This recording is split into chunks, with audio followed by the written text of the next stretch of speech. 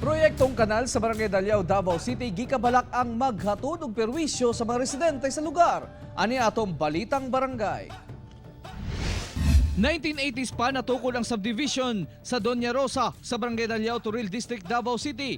Ug kaniadto pa kuno sila ginabaha tungod sa creek nga naa sa lugar. Sa karon dunay proyekto ang LGU nga drainage sa lugar nga makasulbad nini apan mas gikahadlukan sa mga residente basig makapasamot pa kini sa baha. Di mi makasabot sa imong gibati kay sa wala pa ni panahon mag-ulan labi na tagabi ibe na dili na mi makakuan diri magunahon na nami sa kuan sa unsa epekto sa samot ug bangagan pa na. Gikahadlukan nila nga mag-overflow ang creek kay dito ilahos ang tubig gikan sa poblasyon Turil. Duna naman kunoy kanal sa highway nganong dili na lang kini ang padakan. Di man mi mag-upos og proyekto nga kuan pero kay kani wala pa ni siyang ilang proyekto nagantos na mi diri.